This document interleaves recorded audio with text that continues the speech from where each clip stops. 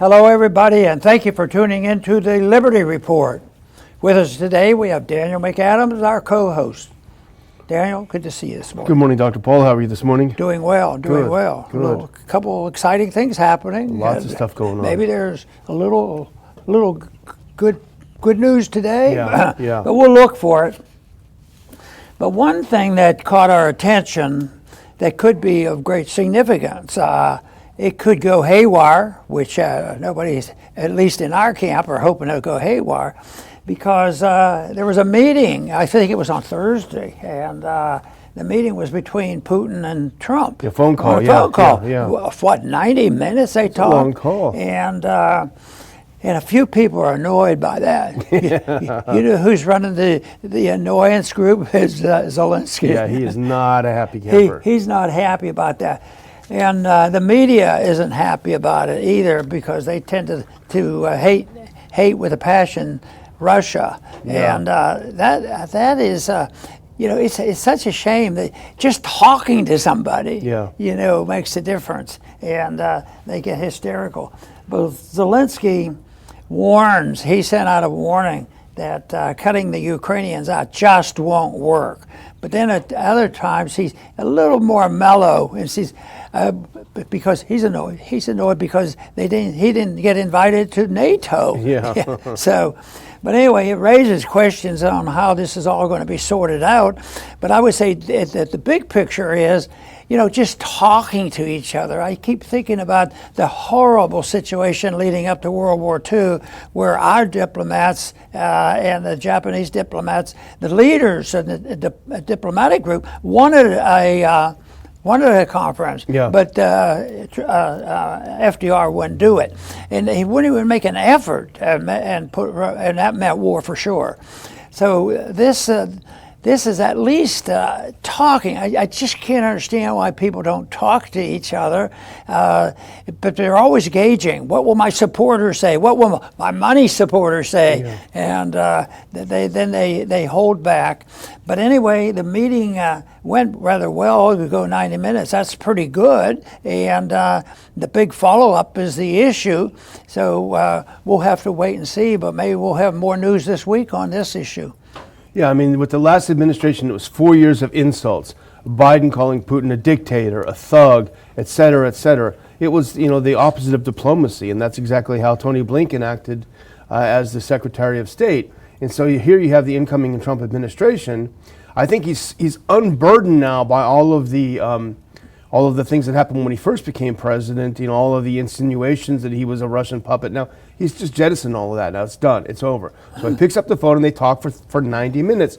It's a serious conversation, and you can tell the readout from both sides, from Moscow and from Washington, is very positive.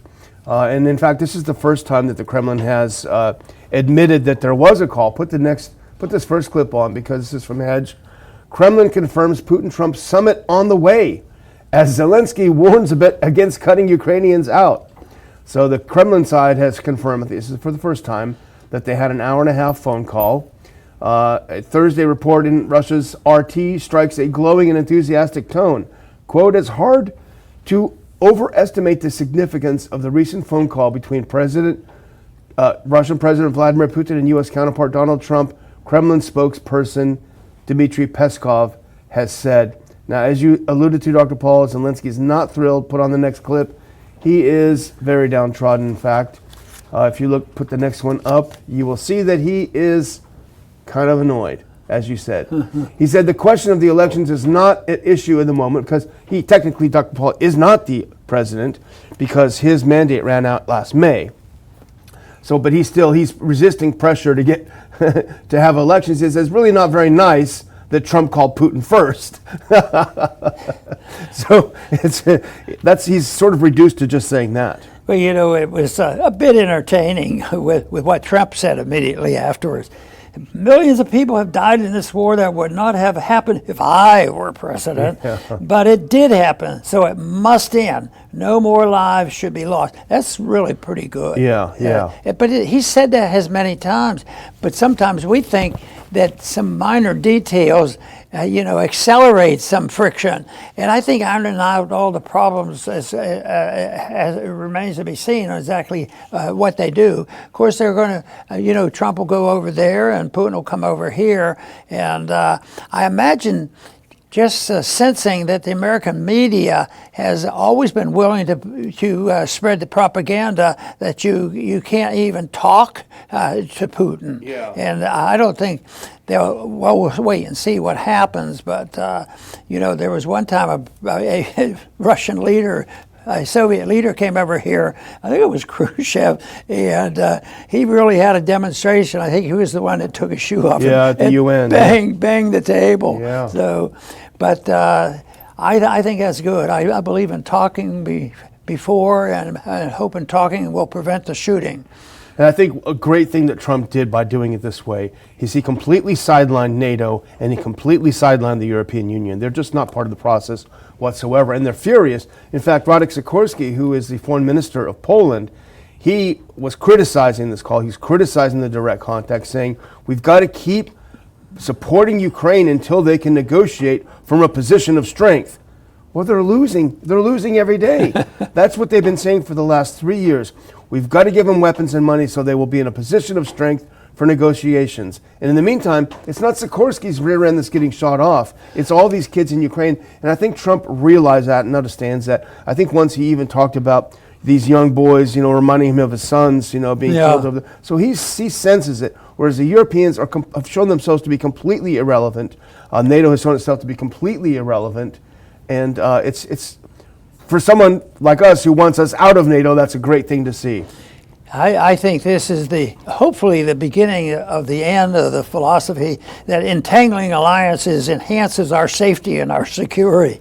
Because I don't see how NATO can survive in the image they have. But there'll be something that people will put together. Maybe there will be such a tremendous militarization of Europe, but they have such a their whole economic system is so bad, but ours is basically not a whole lot better. So I think that though that NATO has lost a lot of steam, and that of course doesn't bother me one bit because it's an entangling alliance that we didn't need, and when we knew that the first thing the NATO people did after the Korean War broke out was send troops to Korea. That told you something about we're there to keep the Soviets out of Europe. A lot more to it. Well, I think Zelensky knows that it's over essentially. Now, if you go to this next clip, this is a quote from him. He did an interview with The Guardian, and one of the things he says is, "There are voices which say that Europe could offer security guarantees without the Americans, and I always say no." Zelensky said, "Security guarantees without America are not real security guarantees." And so he knows that he's not going to get those security guarantees from the U.S., so essentially he knows that it's over. Now here is a long post, go to the next one, that President Trump made, and obviously I'm not going to read the whole thing, but this is the readout that he made of his call. And one thing that's interesting I will draw your attention to, he says, I have asked Secretary of State Marco Rubio, Director of the CIA John Ratcliffe, National Security Advisor Michael Waltz, and Ambassador and Special Envoy Steve Witkoff to lead the negotiations with Russia to prepare for a Putin summit. Now there's one name there that you would have expected to see that you don't see, and that is General Keith Kellogg, who is, or at least was, Trump's special envoy for Ukraine and Russia. His name has disappeared, and that led to a ton of speculation yesterday about what happened to him. We know that Kellogg is the one who has been, he put together the Kellogg plan, which is completely a non-starter. We've talked about it here. But he is a hawk, and he's very pro-Ukraine. And in fact, one of the things that broke early this week, and we did mention this article, is the fact that Kellogg's own daughter is the president of a quote-unquote NGO that does a lot of work in Ukraine. And I actually posted this on X yesterday. If you put this up, this is the foundation's, the NGO's website. And I said, why is Keith Kellogg seemingly off of Trump's Ukraine team? Because he's compromised. This is from a rabidly pro-Ukraine NGO that his daughter runs, the Weatherman Foundation. Now list this. Here's one of the things that they list on the website, Dr. Paul, as what they've done.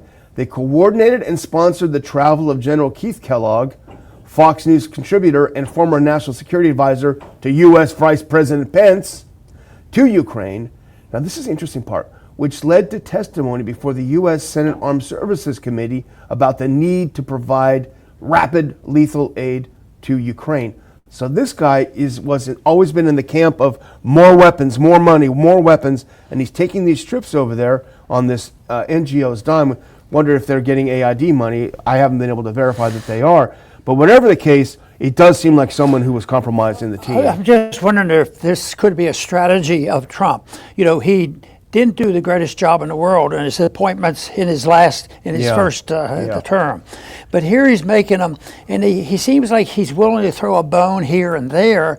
Maybe he figured, well, that'll show that I'm not absolutely leaning toward, non-intervention. I'm not an isolationist, this sort of thing. So he does this, and then he doesn't listen to them and gets rid of them. Yeah. So there's a little bit different transition than there was during the first administration. And it is true. They said maybe it was a real benefit for him to been in, been out, and then suffer the consequences of the idiots that couldn't stand them and the corruption that occurred, in the Department of Justice.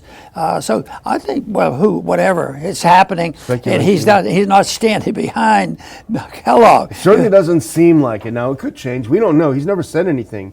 But it's interesting because we've said on this show several times, where is Trump getting this information about Ukraine that he's spouting?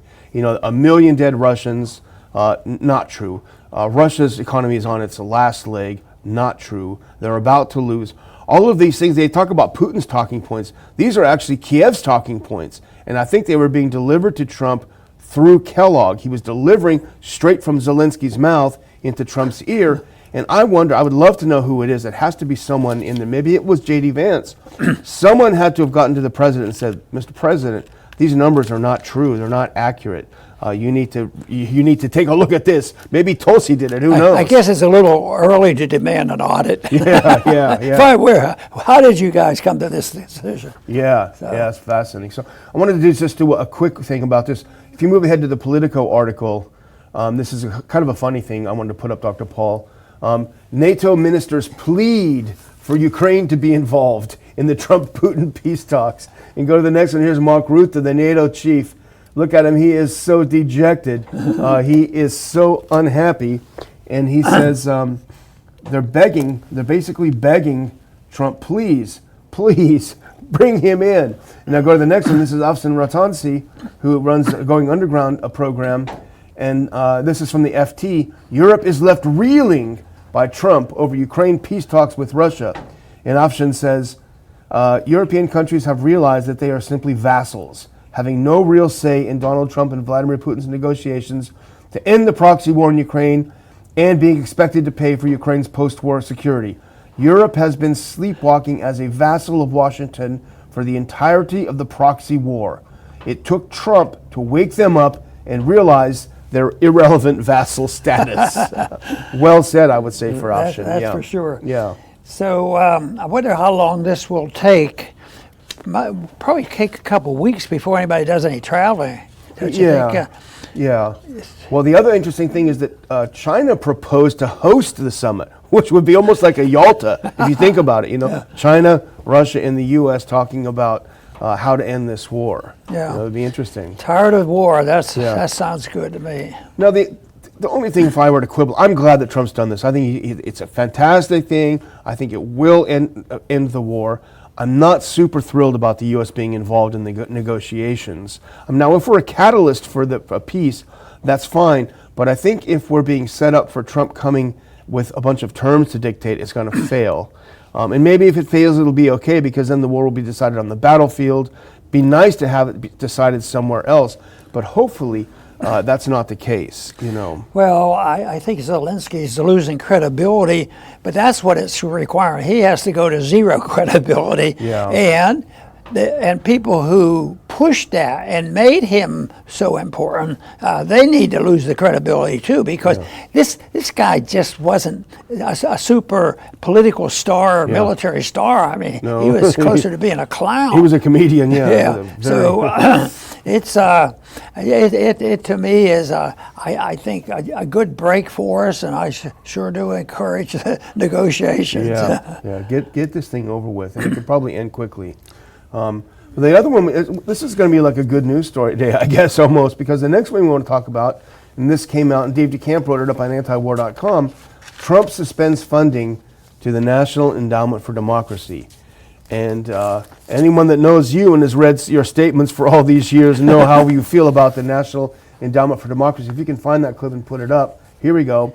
The NED is a U.S.-funded organization set up in the 80s that meddles in elections around the world in the name of promoting democracy, writes Dave DeCamp. You know, and that's true, Dr. Paul. If you remember back when Reagan was in office in '83, one of the things that pushed him into office was the arrival of all the Scoop Jackson Democrats, all of these right-wing pro-war Democrats. They came on to the Reagan Revolution, and one of the things they demanded, we are going to support you, Mr. President, but we want something. This is what we want. And the NED was one of those things they wanted. We want to be able, because they're Trotskyites at heart, all of these guys are. They wanted to be able to have worldwide revolutions, and they wanted to have it funded. And so that's how it started. You know, this falls into place. You know, they started after USAID, and all of a sudden, it may even surprise some of those who were doing the investigating. It was an explosion of information. So this now seems to open up another whole source of information when the people who were involved, you know, the governments of maybe some of these coups were manipulated, and since we have no special feelings for positive feelings for the CIA, that needs exposed, because that to me is one of the most vicious organizations ever, to pretend that we're living in a republic now, in a radical democracy ruled by the dictatorship of the majority that is manipulated and on the Justice Department. That's a different story. But boy, I'll tell you, I think this could be another neat story if everybody that had because there were several comments about where the CIA's been involved and how, boy, I didn't even, well, I'm not surprised, but it's still shocking that it's coming out now. So it's good. Maybe we're going to be living in an age in a reversal of all this secrecy. And I think so much of what's happening is in a subtle way, it's representing the fact that this world is changing because it's literally bankrupt. The system is bankrupt. A free enterprise, free market, sound money, you know, non-intervention, all these things, constitutionalism, Department of Justice. It's been used and corrupted so long, and but I still argue what you have to do is wake up the people. And when the people speak out, you know, an idea, you know, that has come. And if the people want to know more about it and reverse this, they can do it. And I hope this is the beginning of a significant change for the better. I mean, I honestly never thought that the National Endowment for Democracy could be ended. And the reason is because it's so perfidious the way they put it together. It's so nasty and evil. Because what it is that NED gets a chunk of money every year from the government. And they dole it out to their sub-NGOs. So the Republicans get something, the International Republican Institute. And that's exactly where, actually Victoria Nuland was just named to the board of NED. She's going to be out of a job. So the Republicans get a chunk of money with the Republican Institute, the Democrats get with the National Democratic Institute, and then another chunk of money goes to the Chamber of Commerce types in the CIP, Center for International Private Enterprise, and then another chunk of money goes to the unions, the union NGO. So all of the bases are covered, and that's why all the constituents were in favor of keeping the gravy train rolling. In the IRI, the Republican Institute, was particularly evil in what it did overseas. And in fact, I was involved in the Albanian Civil War in the early 90s, and it was the International Republican Institute that pushed for the overthrow of the government of Sauli Berisha in 92 to the advantage of the actual communists. They're the ones that took over there. And I couldn't believe it was the Republicans that were doing this, but they actually were. So I've seen very up close and personal the evil and the destruction that the NED does. This illegal, immoral distribution of funding, to buy power and control. They start off with an idea that corporations, business interests need to benefit from this and get large benefits from the government. So that happens.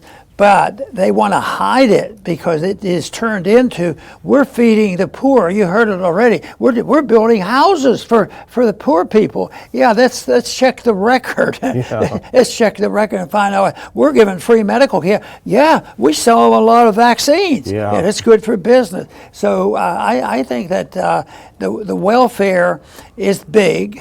I went to Congress many years ago believing that welfare was people on food stamps, poor people on food stamps. And now I think it's rich people who want to become very much richer. Yeah. And they always have it. So the distribution, then when there's a problem, they say, oh, look, we build houses. Yeah. I'd trust Jimmy Carter for building houses than I would anybody in current government. Exactly. Well, another fallout from this, Dr. Paul, has been that foreign leaders are looking at what's happening in the U.S. The AID is doing all of these things overseas that are very, very nasty and anti-democratic. Well, they're starting to write to Washington saying, can you expose the NGOs in my country that you guys funded to overthrow our democracies? And go to the next one now. This is from an article. Go to Forget America. Go to the next one after this. Forget America, foreign leaders want to know exactly how far U.S. meddling went in their own backyards. Go to the next one now. This is Robert Fico, the Prime Minister of Slovakia, and he wrote to Elon Musk, and he said, he wrote and he asked for clarity on exactly what funds AID sent to Slovakia, requesting a face-to-face with Elon Musk as the past operation of USAID is, quote, extremely serious for the internal affairs of the Slovak Republic.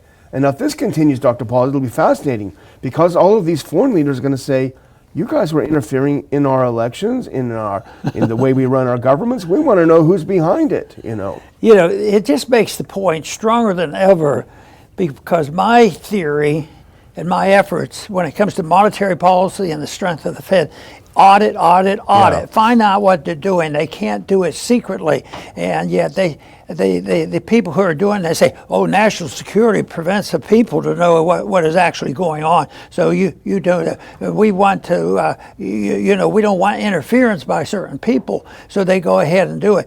But if anything else, a true Republican type of government happens that it has to not have this secrecy. There has to be open government.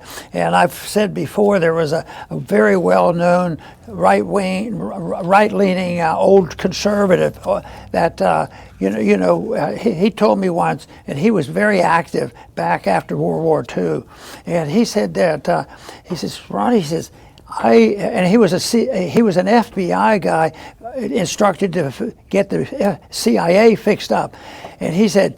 And this would have been in the 70s, I talked to him, he says, you cannot have a republic if you have an instrument like the CIA. Yeah. And that is blunt but clear, but they say, we just need better people running the CIA. Yeah, that's what problem. I don't believe, because if they're not corrupted when they go in, they lean toward more corruption. Yeah, that's a big problem.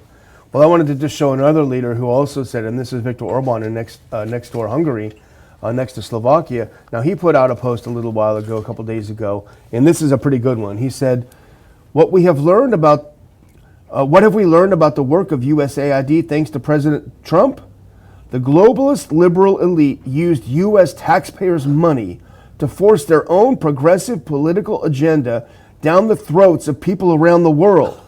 Then he says, we better start looking for new conspiracy theories because the old ones are proven to be true. That's great. Isn't that great? Yeah. And it didn't come out of our office. No, we'll just repeat it. Yeah, no, he's a great guy. So anyway, I'm about done, and I'll just conclude by, and I want to do a shout out to James Cabral for kicking in $40 today. We really appreciate it. Hope we see you down here in March. If not, maybe we'll see you in the summer in D.C. Daniel Hamill also kicked in. We appreciate that. But put on that last clip if you can to remind everybody, and I will put a link in the description of our March 22nd conference down here in sunny, a little chilly today, but sunny Lake Jackson, America in the Age of Trump 2.0. This is not going to be a love fest, guys. This is going to be a look at the good, the bad, and the ugly, and to see where the world and where the U.S. particularly has changed. You're going to want to get your tickets. I was looking, Dr. Paul, before we got on today. It looks like we sold about a third of the tickets already in just the first week and a half or so. So looking good. It's going to be a great group. Wonderful. You know, I keep talking about exposing government for what they're doing in secrecy, and that is why auditing is very important. But the tragedy is most of this stuff shouldn't exist, and that's why funding is so important. Why do the American people do this? But a country can be falsely in a situation believing they're very wealthy if a counterfeiter is the central bank, because they can make a lot of people happy. Even the poor and the middle class are happy at the beginning, but it also causes so many problems, and it's all fake. Much of the wealth is fake, and all of a sudden things change. Foreign policy changes, the whole situation changes, and all of a sudden, you know, conditions between countries changes. But I think most of what we're witnessing now, where there are problems, and what are we going to do? What are we going to do without this money flowing into our coffers? Well, something has to change, and there's no doubt about it, because I think the marketplace and the ideas that exist by a prevailing group of people is key to what's going on. So that is why our effort has to involve, if we want to protect ourselves against all this, yes, do our best in a political sense, in an economic sense, but ultimately the protection comes from trying to get away and get our kids away, and a whole generation away from government-run schools, and that is coming around. I mean, Trump is even talking about that. I think it's great, because that's where it is. And there's been, you know, cultural Marxism, you know, want control. They want control from the beginning, and that's why they attack families and the responsibility of the family. Now you can have the government make decisions for young people on their medical decisions, and I think that is atrocious. When I first started medicine, if we put a stitch in a child of underage in the emergency room, we were in big trouble. And even though it needed to be done, the phone call would be made for the parent to make the decision. But now that's not the case. Anything from abortion on to changes of sex can be done by some social worker in a government school by pressuring the system that way. So I think all that is coming to light. There's more available. You know, we complain about the shortcomings of the internet and other technology, but I tell you what, it's a place where there's going to be revelation about what's happening. I think it's great because the information is there and they won't be able to stop it. I don't know much about how all that works, but I just don't think for a minute that there will be a monopoly, total control of all the electronics to watch and spy on people. You just have to get it out of the hands of the government monopoly of controlling all this fancy, wonderful technology. But the best thing I think we should defend is just the understanding of what personal liberty is all about. The funders understood it, and we have benefited by it, but I think it's at risk. And the more people we can alert to it, the more we can do the prevention. Trump is right. We're stopping wars. We're not going to start wars. What we want to do is stop inflation by having honest money, that sort of thing, and prevent the wars and prevent the inflations and prevent all these problems. That would be a much better way to go if we're seeking peace and prosperity. I want to thank everybody for tuning in today to the weekly report. Come back soon.